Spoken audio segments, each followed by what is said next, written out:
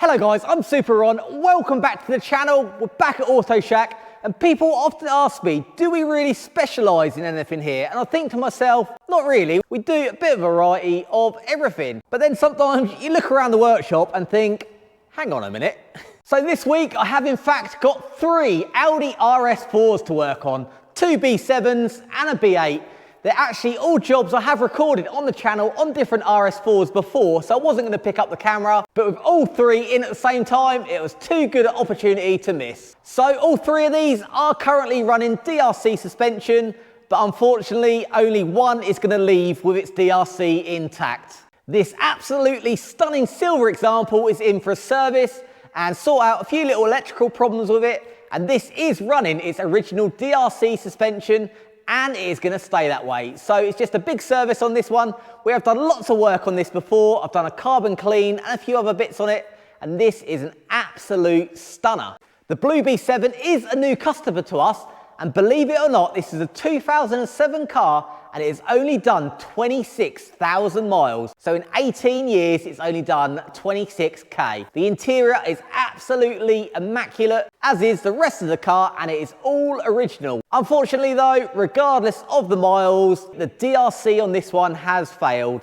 The shocks have started leaking, and although you've seen us replace them on the channel before, they are now unavailable from Audi. So our hands are a bit tied on the B7s now. You can no longer get DRC component. I think we had the last few shocks on that big rebuild of the B7 that we did. The stock is now depleted and they have no plans to start rebuilding them. So that leaves us with the only option is we're going to convert it to coilovers. We've got Bilstein B14 coilovers to go on this, but the owner wants it to stay looking original, obviously with the mileage on a car like this, but with the adjustability of coilovers, we can set it to standard ride height. And I have actually already fitted them, but I made special care to make sure it was set up to the exact ride height that it came in as factory, so from the outside it still looks like an original example. But I do need to get it back on the ramp because it's got a problem with the headlight washers are leaking and the washer tank warning is on all the time. But as you can see from the outside, you'd never know this wasn't original.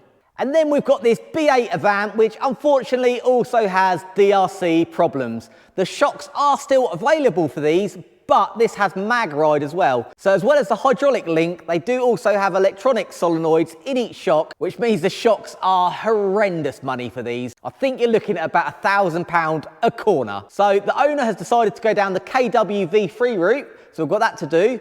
Also, the brakes all need replacing all round, so he's got a Raylan big brake conversion to go on. And even though it is going on coilovers, the customer wants it to stay looking factory, so I'll measure the factory ride height and set the coilovers to match. The B8 is a huge jump in technology over the B7s, which are now rather dated, but these are mega inside. So let's do the suspension on the B8. We've also got a full engine service to do, a gearbox service, and we're going to do a carbon clean and service the injectors as well while it's here. So there's quite a lot of work to do on this one. So, like I said, all the jobs I'm going to be doing here, I have actually done on cars in detail on the channel before. So I did a full DRC mag ride delete on an RS5 a few months ago. So if you're looking for a bit more in depth, go and check that episode out. That's more of a full how-to all the way through. The same with the B7s. I've got episodes of them of how to install DRC and how to delete DRC as well. But just as you're here with the camera, we'll just fly through it together. So wheels off. And we can see while we're replacing the DRC, you can see there, front shocks completely leaking on both sides. So as these are the mag ride ones, these are about £1,000 a corner. So you can see why people go for the upgrades. So we've got Raylan's big brake conversion. It's a big brake conversion front and rear. So it's got spacers for the caliper, both sides, all new bolts and hardware. And we go into a round disc instead of the factory RS4 wavy discs, but these are absolutely massive. We've got Ferodo racing pads to go front and rear as well. The big brake conversion came with some extended rear lines, and we've got some Hell ones for the front, and then we have got our K3 coilovers, and that of course comes with all the mag ride delete. That's all in there, so we'll get all these together. On the back, on this side, the mag ride is showing a fault, so the solenoid has got an electronic fault. Boots and everything have started to split, so that's why we're changing it all on this. I won't go into too much detail on the procedure of this because I've done this exact video on that RS5, so I'll get all this out, get it all swapped over, So you're going to start on the back, and not too bad to do on these. You've just got one big bolt at the bottom. I'll take the splash guard off, 2 top mount. Then if you release the caliper, you can just about squeeze the spring out with a few lever bars. So I'll get that done, and then we'll do the brakes after. Hopefully the DRC lines and the brake lines will come off, just giving them a little soak in WD-40. And then we've got our blanking for the DRC line, and we've got our plugs to go on the mag ride plug. So let's get this going from this to this. And there is the new stuff on. So it goes in the factory bottom mounts, and then you've got the adjustable top mount. So I've set that to the maximum height of 40mm perch to base. We've got our rebound settings up here, and it's got its damping settings there. I've put the cap supplied on the DRC line, so that's on. And I've put the new longer brake hose to the caliper, ready for the big brake kit. So let's move on to that. So the instructions that came with the Rayland big brake kit: when fitting RS4 and RS5 B8 360mm rear kit, the caliper carriers need swapping around from side to side. Right hand caliper carrier is fitted to the left hand, and left hand fitted to the right hand. Calipers stay on their original side, just the carriers are swapped. So we've got to put these on, but we have to swap the carriers round side to side. So I'll undo the calipers, leave them on each side, and move this carrier to the other side, and then bolt it on with the new bracket. And then because we are spacing the caliper out, it looks like it's got a very shallow offset on the bells there. That's almost flat, whereas on here, we've got quite a dish in. So with that all moved out, it should miss this, because at the minute the disc sits inside that ledge, but with the disc moving out and the caliper moving out, that should stay in place. So let's get this carrier stripped off, the other one, swap the discs, and then we'll be looking fancy. So I've got the discs and carriers off, and swap the carrier over. So this is the one off the passenger side. We've put our extension brackets in, so you can see how far that pushes that out. So we're ready for our disc. And as you can see, they are quite a bit bigger. And also, like I was saying earlier, the offset is completely different. Because we've spaced out the caliper, it's now got a 0 offset on the bell. So we'll get this one on, and that should slot straight in, and the caliper can go back on. And on the standard discs, even though there are lines, I don't know if you can see there's a little arrow, and that points both ways, which means the disc can go on either side. But Rayland has labelled theirs right hand and left hand. So I'll put the rears on to match. And on, look at the size of them. They are absolutely whopping. They're going to sit a lot closer to the inside of the wheel as well, so it's going to look cool behind the wheel, and obviously they're a lot bigger diameter. So now I just need to wind the caliper back in. I've got the new Ferodo racing pads, and check out the size of them. They are massive, just to grasp the size of it. And these are the rears. So I've got the new pads in. As the new pads are Ferodo Racing, they don't have a slot for a wear sensor in. So I've put the old wear sensor in, which is still looped, so we'll cable tie that in. So that'll just stop the light going on. We've got the handbrake all back in, and everything else is all on and finished. So now let's move on to the front. So we've got our big brake upgrade, we've got our coilovers to go on. It'll be the same again. Disconnect the wiring, disconnect the DRC, disconnect the brake lines, because we've got our new braided brake lines. We're not going to touch the pinch bolt. If you've seen us before, we always take out the inners, and that just eliminates the risk of that snapping. So we'll drop that out. They're a little bit different on the B8s because they've got this extra cradle. So we take it off here, and then they slide in the bottom. You can see there's a pinch bolt, and that slides out. And then it'll be our big brake upgrade as well. So this is just like the RS5. So once again, won't go too much detail, but we'll strip it down. God, I've forgotten how much extra you have to take off on the B8s to get the strut out. But we are out. I've got all the bits swapped over onto the new coilover. So now we can put this in and get it back together. And there's the frontal on. New discs, new pads, cleaned up all the caliper. Got the coilovers all up and in. Got everything reset to factory ride height. Got the new brake flexes in there. Got the blank for the DRC. We've got our Rayland spacers in, and the new longer bolts. Everything is in and looking snazzy. We've got the bump set halfway, so that will start as a starting point. So now we've just got one more to go. So we'll go from this to this, and all back in. And then these are the kind of things that just hold things up. It's taken me about half an hour to get these brake pins out. It was completely seized in there. I had to heat it up, WD it, wiggle it, but we've got it out with no damage, which that's the main thing. So now we can carry on and get this big disc conversion on. So we go from these to these, and all cleaned up and finished off. All 4 new pads in, greased everything up nicely, including those pins, so they do come out nicely next time for the next person. This side is done. On the old discs, These are the front. The outsides look okay, a little bit worn, but on both of them, for some reason, they've got this big build-up ring on the inside, both sides, and also that's worn a groove on the inside pad. So where the pad was on there, that's actually worn a groove in it. So I'm not sure what came first, whether the pad deteriorated or these rust rings turned up. It just seems a uniform pattern on both sides, which is strange. But now with all the new ones on, all four corners, we can now bleed it up. And just to confirm on this side as well, we've got our left hand and arrow, because with these grooves, if I was to choose, I'd probably put that on the other side so they go like fans. So if I was to choose, I'd say these are on backwards, but as the instructions say, left hand forwards. So let's bleed these up. So just when I thought this side was over, I've just noticed that this side brake nipple was snapped off. As you can see, it's been like that for quite some time. So someone in the past has tried to bleed the brakes, snapped it off and left it. So I thought that's all right, I'll do the outside one. Literally got my smallest ratchet on it, turned it round and that's come off. So we're probably only getting 10 Newton meters on that. So this side caliper, gonna have to try and drill and easy out both of these out. So the drama is not over yet. I've just checked the other three corners and they've all come off fine just with this, just a crack off. So this caliper has obviously had some issues in the past. And that, ladies and gentlemen, is how you lose yourself an afternoon. So I had to time cert them as well because the threads were so corroded. Then the seats were corroded as well, so they weren't sealing. But I've just had it under pressure test now and we are A-OK. So now we can give it a bleed.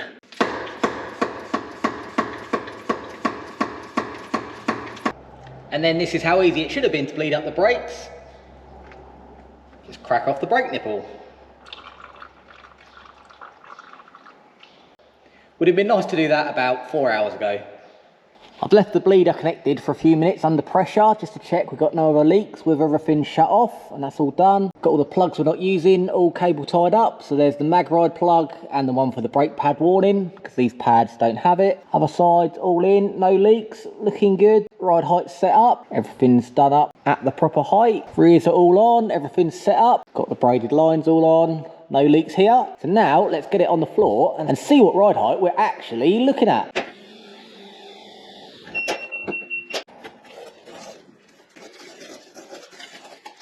And the only bit we need to do to keep the car happy, because the mag ride is removed, is plug this little KW box in. Exactly the same as the one we fitted on the RS5. In fact, I think it's just a different sticker on there. So we just need to unplug them, plug that in, and that will fool the car thinking there's no faults. Unplug that, unplug that, plug that in, plug that in, and then with the double-sided tape supplied, we can just stick that on there. Cable tie them up, stop them rattling, and that'll be job done. So I've got it set on the highest settings that KW recommend. So let's just have a quick measure up. So we are 68 and about 67.5 on the front. So I think that looks pretty cool. And the brakes are looking massive. Even the rears feel the wheels so much better now. Ride height wise, we are done. Ignition on, let's double check we've got no suspension faults.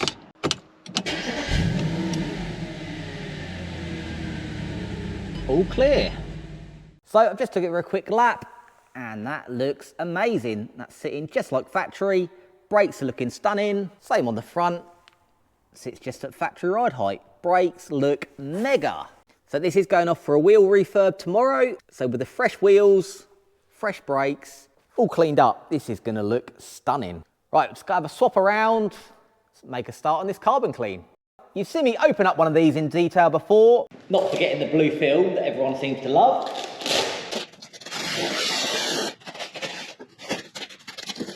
So we'll go from this to this. And we're off. So as easy as that, that's the full inlet manifold, swell flaps and injectors all off.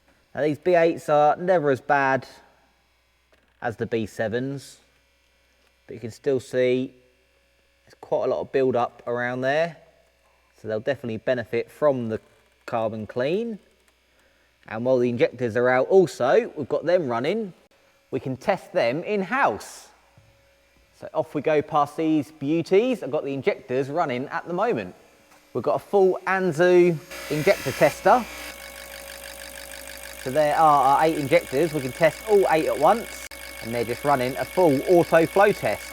So it does it at all different RPMs. So we're at 760 RPM at the moment, squirting at 0.65 milliseconds. And you can see we have got a bit of a difference in these. Does sequential testing, batch testing. So we'll write these in the report, and then we can do an ultrasonic clean on these, which usually cleans them up nicely. It's a cool piece of kit, and it is nice that we can do all 8 at once. Our old tester, we had to do 4 and then 4, so it's a bit annoying. With this one, we've got all the gear to do all 8. So we'll just watch this finish off. And that's all done. So you can see number 6 injector is quite a bit higher than all the rest. So we put these in the ultrasonic bath, give them a clean, and then we'll retest. So I've just dived into the B7 because we've got the washer jet warning light was on, always saying low fluid, whether it's on or off, and pop the tank out, and as soon as you bridge the contacts, it works. So it was the sensor, and they have a bit of a magic eye sensor. It's just 2 terminals, and when the fluid's across it, electric goes across and closes the circuit. So there's no float or anything, it's just electricity travels through your washer fluid. So that's a nice easy fix. We've got a new one of them on order, still available. And the other thing, when you did fill it all the way up, the headlight washer's leaked. So I've just popped the bumper off and discovered that that's not clipped in. So that's a nice easy fix. We'll clip that in and put it all back together. And underneath you can see the coilovers that I've already all fitted. But under here, it's so rare to find such an unmolested example. Even all the original exhaust clamps, full exhaust systems intact. Nothing has ever been touched under here.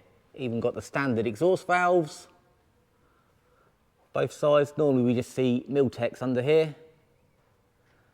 And there's the rears that are fitted, and the adjustable springs. All the under trays are intact, nothing smashed about or broken. It's just so nice to see such an original example. Even got all the proper clips in the under tray. All the things that normally get lost over the years with multiple work and servicing and everything else. Standard cats, front and rear. All super original. And the new one's just arrived straight from TPS. They've got it here within the hour, and it wasn't really that expensive. 30 quid for the sensor and the seal. So we'll get this one all fitted in. All back together, let's give it a test. All okay. Right, let's give it a squirt. Check. See if the headlights work now.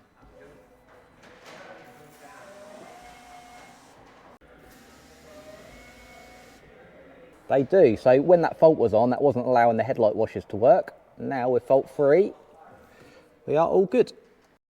Only thing with them, they do fire everything in fluid. But at least it all works. So we'll get all this back together and get this one on the floor. Now on to the silver one.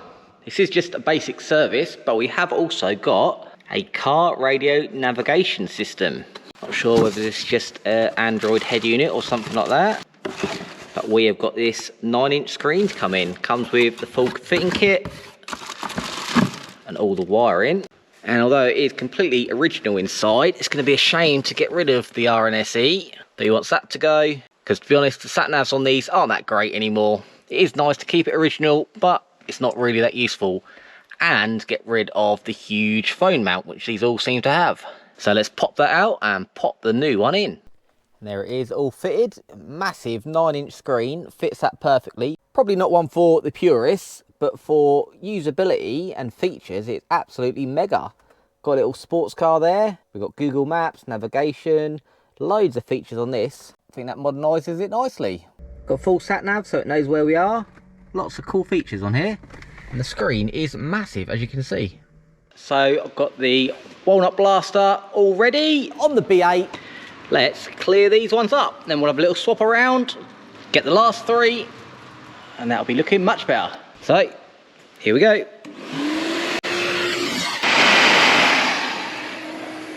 And that is this side all done. All cleaned, as you can see now. They are spotless, a lot better than the gummy mess that was in there before. Even though it is all sealed in the hoover, you can see why I do tape everything up. You do get a little sprinkling overspray, but it all sweeps up. You just don't want it sitting in all the vents and all the corners. So I am happy with that. That is looking spanking. So I'll just give this a full hoover out, turn the engine over till the other three line up and finish them off. And there's a good little before and after shot. You can see what they look like. And that's what they looked like before. Really clumpy around the valves. Sometimes they get so bad they're almost completely clogged up. This one wasn't so bad, but still needed doing. So you can see the difference. So we've got that one to do. That one to do. Done, done, done. Just got that one to do at the back. So we'll turn the engine over till those valves are closed and manage to get the final three all lined up at the same time. So we've got them all done, them all done, them all done, all undone and cleaned up. So now we have a fully factory looking inlet system. All the valves are nice and clean. All the inlet ports are nice and clean. That's all good. Next up, got to clean all the inlet dividers that slot in there. Get all these nice and spanking, like that. Nice and clean, and they go in like that. So we'll get these in. So now it is just injectors. But unfortunately on that subject, we've got some bad news. Let's go and check the machine. So I gave them a clean, but unfortunately they did not improve. And also we've got some funny spray patterns. You can see some are firing nicely and others are not. So that is a big problem. If you've watched the RE performance videos, you'll know in every single RS3, RS4, R8 episode, they always say the VW FSI injectors are prone for failing. And even if they're just borderline, it's always best to replace them. These can destroy your engine. So as we haven't got a very good spray pattern, it's not going to be combusting perfectly on all four cylinders. And on top of that, their flow rate's a little bit uneven. So the safest thing for this engine is to replace them. So we've added to our new bits pile. So to go with all our new gearbox oil, engine oil, filters, we now have a new set of genuine FSI injectors. There are cheaper ones on the market, but they're just not to be trusted. There's been so many stories of fake injectors. Although these are expensive, we can guarantee these are going to be the one. So we've just got to swap all the bottoms over and then we can get this set installed. There's the old ones. They are not cheap, obviously, but they are cheaper than a new engine. So now they are in, we can get the swell flaps in, rails in, inlet on, and get it all back together, like so. And back together. So there is everything bolted back on, all the filters cleaned out, new spark plugs, new oil and filter, so we can go for a startup. And as always, I always like to leave a little super on Easter egg, and found a good spot on these B8s. So we've got a super on hidden in there. We'll get the clips back on, but now we are ready to fire it up.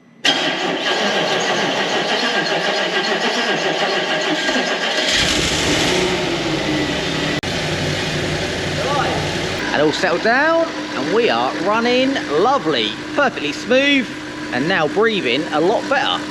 And the engine is all happy. And just at perfect timing, we've got the wheels back from being refurbished. So they were all diamond cut before, but they've been cut too many times. But luckily, the owner wanted them all done in a satin gunmetal grey. So let's slap these back on, and they're going to look so nice with these shiny new brakes behind them.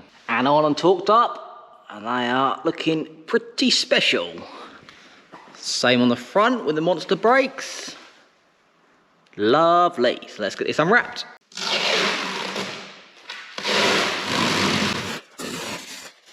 Now onto the silver one. So that's the head unit all in, and all that's left was a service. But when I got underneath, I found the centre radiator was leaking. I put it under a pressure test. You can see it's all leaking and pink in there. So we've got a new centre radiator direct from Audi, and then we saw both the corner ones were leaking as well. So we've got a full set of genuine rads to go in this. So that's a bit of job escalation. So I'll get these on. So there you can see underneath, it's come away from the end tank. And then these ones are just split in the middle. You can see it's all wet there. Obviously a stone's hit it, or it's got a bit of corrosion. And then same this side. Also the oil cooler's been repaired and leaking because obviously someone's took off this fitting and then it's broken, so they've welded a new fitting in, but that's leaking. But it's going to go for a big Forge aftermarket cooler kit, so we'll fit that as well. But let's get all these rads out. Crash bar off, aircon off, radiators out. So that's the oil cooler's down, and I've just found where it is leaking from. So there's a big hole in the radiator there, and it's from this bracket from the oil cooler. So someone has removed the oil cooler in the past, snapped that bracket off, which should be like this one. They've snapped the end off there, re-welded that on, and left that bracket bent, and that has gone through the radiator. So it's not an age-related problem, it's a bad mechanic problem.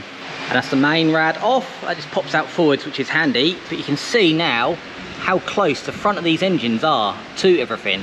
That's the front pulley there, that's the alternator just down there, that's the cylinder head, and the rocker cover's just there, almost touching the fans. You have millimetre clearance in this, which is why it's always so hard to turn them over, because that is the crank pulley there. And it's a good view here, you can see they don't actually have a crank bolt, which is why on the other one, when I turn it over, I have to use the alternator, which is down behind there, and use the belt to turn it around, because there's no centre crank bolt. And the last one off, this one was a bit more involved, had to get the headlight out. Now we are all coolerless, and the coolers are actually identical, even though they pipe in differently. This side has the same port, it's just got a blank off. But the new ones are exactly the same part numbers. And there's all three rads all back on and looking much better. There's the brand new ones in the side there, and although there wasn't anything wrong with that rad apart from where that bit went through because of the oil cooler, that's all replaced anyway. We couldn't get a new aircon condenser, but this held the vacuum fine, so we've just painted that up black, and I'll get that back on, which looks just as good. We'll call that manufactured refurbished. That's all looking good and piped in. So the last bits we've got to go on is the coolers at the front. Now we've got a leaking fitting here. They've already been repaired and welded, and you can see this one here is just about to blow out. And of course we've got the fatal bracket. These are available still from Audi, but at a horrendous price. So what we've been fitting lately is from Forge Motorsport. So let's unbox this package. So we've got a nice bit of merch. I think this is the massive oil cooler here, and then this is our fitting kit, and a bottle opener and a key ring. So all these brackets should make it all bolt together really nice, and this should be the nice big oil cooler in here. And then here is the cooler itself with the massive, I don't know if they're AN12, AN14 lines, and then it comes with the full fitting kit, everything we need, all the nuts and bolts, and then this bit is the bit that makes it all possible. This is what bolts onto where the standard oil cooler takeoff is and converts it all to AN. So we've got a QR code for our instructions. Let's get all the bits out and get rid of this ugly, expensive, worn old thing. And the oil cooler joins to the block just there with those two little fittings. And that's where our new adapter's going to go. So we'll replace those to that. So now we've got AN fittings coming out of our block. We can now fit the cooler. So as part of the kit, we replaced the bracket for the fan module with this whopper, and then the module then relocates.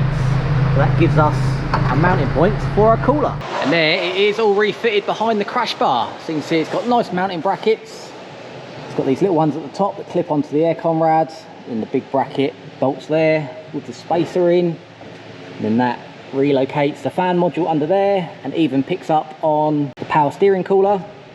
Then the pipes run round, they've all got nice little spacers, and that goes onto our AN lines under there. So now we're all piped up. I've just got this duct on, get the other duct on, and we can start putting fluids back in it.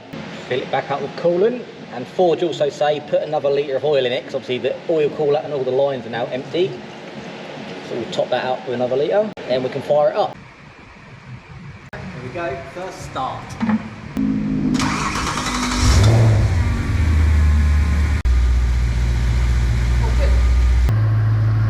All looking good underneath, no leaks there, all going into the coolers, all good, all our radiator pipes are nice, so to let this all bleed up, got to get our bottom plate on, and that also secures this to stop that flapping, that just attaches to the old oil cooler mounts. And there's the bottom bracket all on, that just bolts on to where the original oil cooler bolted on. and that should have bobbins there that go to the bottom of the power steering cooler, and that fixes up there. But these ones are all broken off, but we've still got it mounted well at the top, and that also just holds some P-clips that just keep the big AN12 lines nice and safe. So we are all installed. So I'm going to call that job done. As you've seen, I've done a lot of these DRC deletes, and a lot of people do comment on there saying people do rebuild these now.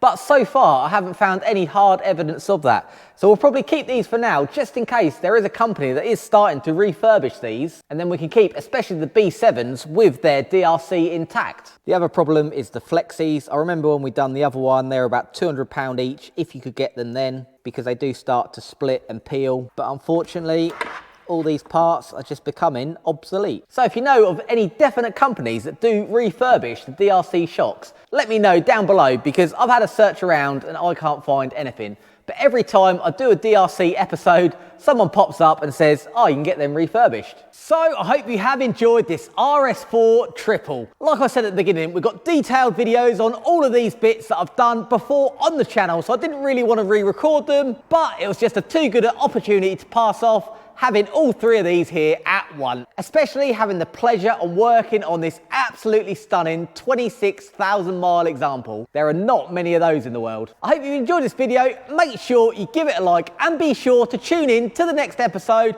because there will be definitely something for you. Most possibly not another RS4, but I'm not ruling it out. So until then, make sure you have fun.